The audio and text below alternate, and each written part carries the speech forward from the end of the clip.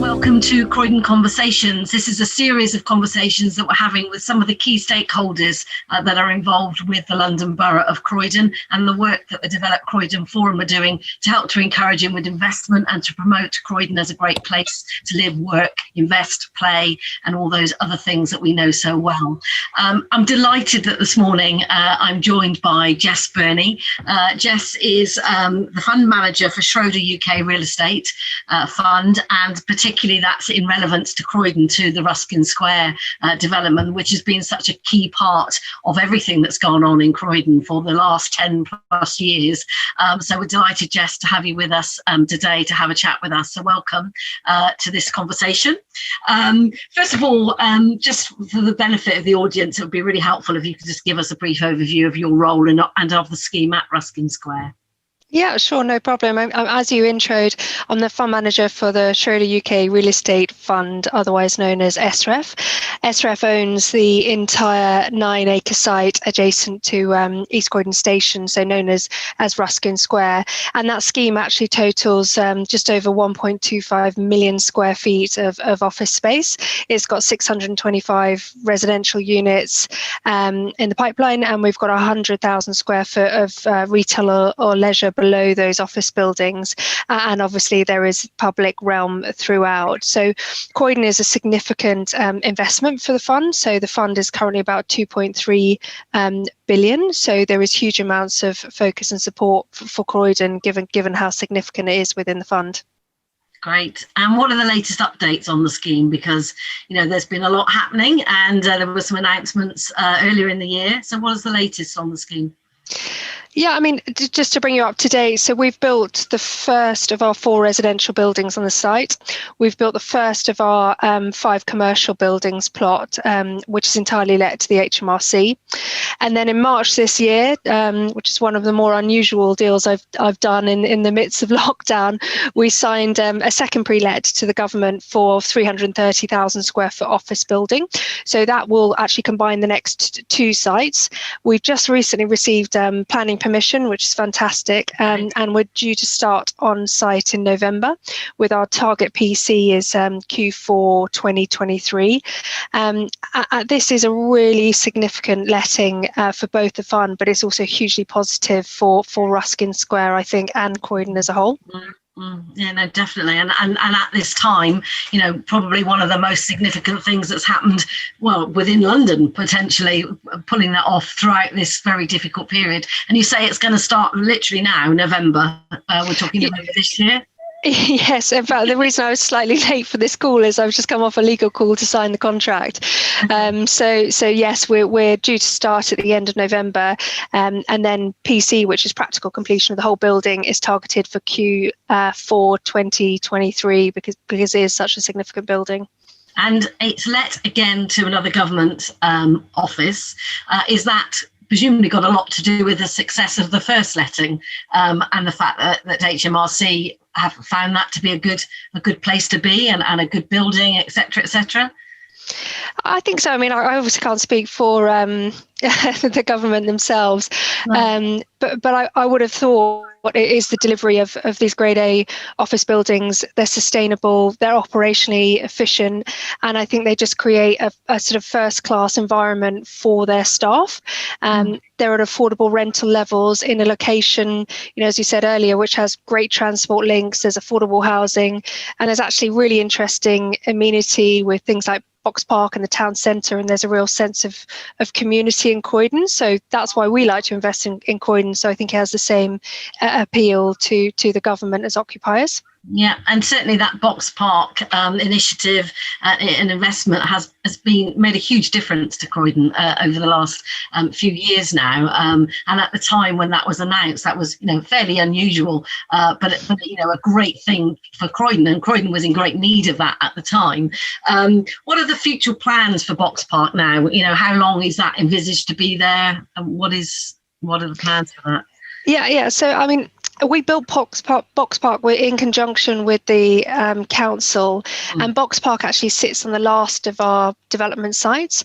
And the reason that we built Box Park is that it really provides that essential amenity for Croydon and Ruskin Square tenants during the construction of the whole estate. And then Ruskin Square estate has been designed so that it provides both public realm and amenity through restaurants, bars, shops at ground floor. So as the scheme develops, there will create an environment and that amenity. And as I said, Box Park is on our last development plot. So detailed designs haven't been drawn up for that plot yet. So there is scope in the future to include Box Park in the scheme. And it'll just be a matter of how the scheme develops and what Box Park's appetite is. So it was very much, at the time was about meanwhile use, wasn't it? As you say, a way to invigorate the site during, the construction phase.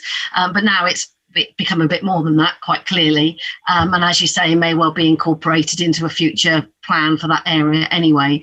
So I guess the message for everyone listening is that it's not going anywhere soon. It's a great amenity to have. And despite all the other challenges we're all faced with at the moment, that is there to stay for the foreseeable future.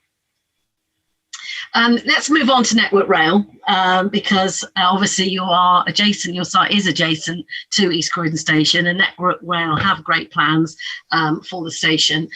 What impact will that have on Ruskin Square, and I guess how are you working with them in line with their plans for redevelopment? Yeah, I mean, we're obviously very supportive of the plans to upgrade East Croydon Station. I think it will create a fantastic point of difference, especially on arrival for visitors to Croydon, and it will improve the accessibility to Croydon. So as you say, we are working closely with both Network Rail and the council to ensure that both of our schemes really complement each other and really achieve both of our ambitions, because in the long run, I think it is a positive movement for both sides of the fence, as it were. And certainly, as we've already said, and everybody knows, the transport links for Croydon are one of the key sort of selling factors to anyone thinking about relocating, and particularly at the moment where, being in central London is not perhaps perceived to be the place to be at the moment, looking at those outer London boroughs and in particular Croydon, with our transport links and our ability to get into town so quickly, it makes it even more important in the present climate. Just wanted to move on around the whole retail sector. And I know, again, going back a few years, there was a lot of talk at the time about, your ongoing development being predicated potentially on, what was going to happen with the redevelopment of the Whitgift Centre. And as we all now know, clearly that's not going to happen anytime soon due to loads of factors, but not in the least the latest COVID pandemic. But clearly you've carried on regardless, which is a really positive effect. What do you think, and in terms of your decision on that, in terms of that retail message, obviously you have carried on regardless. Does it have any future impact for you on what happens next? Yeah, I think for us, we're obviously progressing the development of 2 Ruskin Square because it is entirely let to the government, obviously with the exception of the ground floor, which will be retail and leisure units. But really having that pre-let in place really de-risks the project and therefore de-risks development for the fund. I think previously when we were talking about speculative development, on the other hand, that will depend on market conditions. And from an occupational demand and from an investment or inward investment into Croydon, that would definitely improve if Westfield were to take their site forwards. So I think, especially in this market, it is very uncertain. We wouldn't be pursuing speculative development, but I think more progress in the town centre, and I think Westfield and a decision on how they will move forwards and actually physical progress in that progression will really help build that confidence and momentum in Croydon. But as I said, the reason that we're ploughing on is because the project is de-risked by that significant pre-letting. Does that impact in terms of speculative build? What's the situation with your residential, with the residential elements? Are there plans to go ahead regardless with residential? So residential is slightly different because there is obviously a huge housing crisis in London, and I think one of Croydon's huge benefits is it's more affordable yet so accessible to London. So not only the sort of amenity that central London brings, but also the jobs pool is enormous, because obviously this links back to our conversation about the transport links with Network Rail, but really from Croydon you can access the whole of London and then pretty much the whole of the South Coast as you go down to Brighton. So I think the affordability of the residential is very different. So we've actually just got planning for detailed planning for our next 2 residential sites. So we're looking at those in the context of other residential developments that are going up in Croydon. And I know that they are significant, and they're continuing, you know, obviously with other parties in Croydon, which is fantastic. So I think the residential market is slightly different because there are big pressures on it. But again, if you're creating a community where people want to live, work and play and really have those different dynamics to a community, that really helps. And Westfield would definitely help that. Yeah, no, it would definitely be a factor if you know that you can get some good retail therapy. That's going to be really important to where you certainly would be for me, for where I might choose to live. So now there's a big push on sustainability in construction and all future buildings. And so what's happening? What are you doing to meet those credentials at Ruskin Square? Yeah, so I think, SREF being the size that it is, so 2.3 billion really means that scale makes us probably fortunate enough to have some schemes where we're really placemaking. So we, in a similar vein, we developed and opened Bracknell Town Centre at the end of 2017 with our partners L&G. And again, we're really placemaking with Ruskin Square and Croydon. I think in terms of sustainability, as a firm, so as Schroders, we incorporate sustainability into the whole life cycle of an asset. And in addition to sustainability, which is probably, I like to think of sustainability as sort of reducing the negative. But in addition to that, we're also very focused on impact investing, which in simple terms, I like to think of that as improving the positives. And we break that down into 4 pillars. And our sort of 4 pillars of impact investing are people, place, prosperity and planet. And for 2 Ruskin Square, we feel that we can bring in both the ESG impact, the ESG credentials, but also the impact investing. So for 2 Ruskin Square, which is the next government building, we're adopting something called Design for Performance Initiative. And what that does is it aims to import an Australian energy system called Neighbours to the UK. And the general principle of that is really to optimise performance in use rather than just how the physical building is designed. And I think that's a really interesting sort of new dynamic that's come out in the last probably a year or 2 to really generate buildings that are really operationally efficient for the tenant. And that really does attract tenants, and that's our sort of point of difference. And I think it's one of the reasons that we managed to attract tenants ahead of our competitors. That said, obviously the building is also designed to include things like all electric energy strategy, rainwater harvesting, high performance facade. It's got 35% green roof, 400 cycles, 40 showers. But I think what people don't recognise as much is how it's constructed as well. So we'll do a sort of modular structural design to minimise embodied carbon. The procurement process will also focus on what we call the modern methods of construction, again, to minimise construction waste and oblige my fund to things like local employment and training strategies. So in the end, we will end up with a very efficient building, BREEAM excellent, well-enabled building. And I think in summary, SREF is fully committed to delivering highly sustainable buildings at 2 Ruskin Square, and we will continue that drive through the remainder of the estate. And clearly that's been a big draw for attracting the public sector onto your site and into Croydon. That's got to be a big tick box in terms of what they're looking for.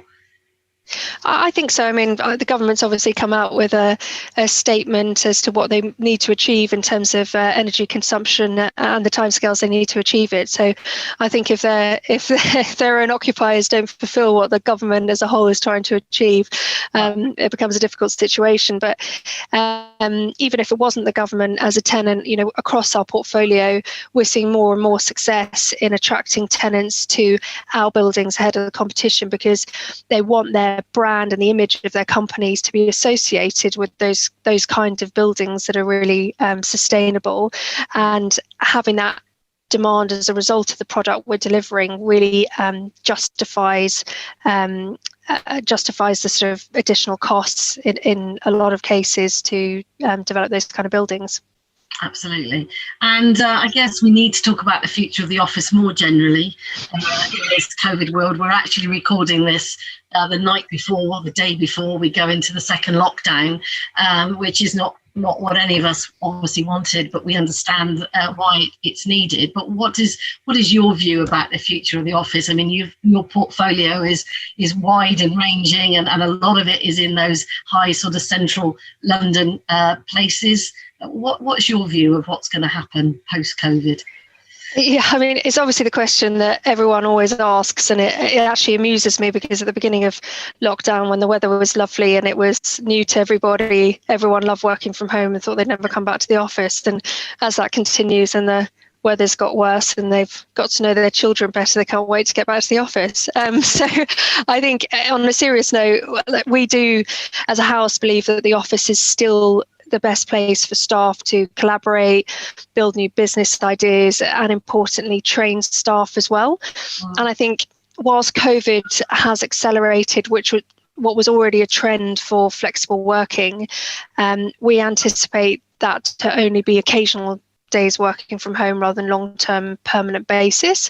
So as a result, we think there will still be demand for good quality space in city centres, close to universities, and they're likely to grow. And I think we continue to believe in our long-standing strategy for the fund, which is to invest in the London sub-markets, where we believe that our assets continue to benefit from increasing demand, especially from tenants in the tech sector. Right. And I think that these, on the sort of downside, we do think that there will be a continued polarization between prime and secondary buildings as companies want to have a positive environment to promote that collaborative position between their staff. And actually, this is an interesting link to your last question, because the focus on sustainability actually does come hand in hand with the impacts of COVID. So good quality buildings focused on factors such as staff well-being, increased fresh air volumes, for example. I think those kind of buildings are likely to be more sought after by tenants, because they want to create that positive environment for their staff to come in on the days that they are coming in. Yeah. So I think that's key. And I think in terms of local economies, which is the second part of your question, I think more people working from home occasionally. There might be more of a longer term shift to people buying locally, but I do think it will balance out with the office still being the best place for companies to grow their businesses from. I think we're certainly seeing that, aren't we? I was actually in your AMP House office building yesterday, which is obviously where you've got very, very good occupancy despite COVID, and you've done some innovative things there in terms of breaking down larger spaces into smaller spaces and having the serviced offices. But certainly, this second lockdown feels quite different in that, many businesses are still choosing to spend a little bit of time in the office rather than being completely away. And so this hybrid model certainly looks like to be the way forward. And certainly that will be the best thing for the local economy in terms of encouraging us all to still spend some money whilst we're coming into work. So that all sounds really positive. I suppose sort of to end this conversation, it would just be really interesting to understand, what you think the future is for Croydon in terms of, what do we think the next 2, 5, 10 years might look like? I mean, obviously, you're fully committed. You've got huge investment. You're not going anywhere. You obviously believe in it. That goes without saying. But any sort of personal views from you on the future? Yeah, I think the basis for my personal views are obviously as a result of the selling points for Croydon, which I think are clear. Those being great connectivities, Central London, Gatwick, Brighton. And I think that means that the pool of talent, including Croydon itself, is fantastic. Croydon's got a great community through its music, arts, and increasingly the tech sector. And I think for businesses, there's increasing provision of good quality office buildings at affordable rents, which is key. And I think, as we touched on, the growth of good quality and again affordable residential provision means that Croydon really does provide that diverse economy, and it is it's a combination of all of those factors that are attracting tenants to Ruskin Square, which in turn drives our commitment to Ruskin Square. But I think looking forward then into the future, I think the focus really needs to be on promoting what we have. All of us are responsible for that promotion, so we promote what we have and what we are delivering in Croydon. And I think further development will come hand in hand with that inward investment. There is, because of the market uncertainty, there's no build and they will come mentality. We all have to work together on development and inward investment. And I think a key part to unlocking this is Croydon's advancements in higher educational facilities, especially. Obviously, Croydon's made great strides with South Bank University's commitment more recently. And I think that Croydon are continuing to develop a growing and diverse tech sector capabilities. Again, across our portfolio, that's where we're seeing most of our tenant demand for. So I think those are two things: capturing higher education, capturing the tech sector, and both inward investment and developers working hand in hand will be the key for the next few years. Well, that's fantastic. And actually, that is exactly what we're doing here right now. We are working together with you to promote Croydon, and Croydon Conversations are very much about sharing your views and the views of others. So delighted that you've been able to spare this time to talk to us this morning. And thanks very much, Jess. And we look forward to hearing more in the future. Thanks very much. You're welcome. Thank you.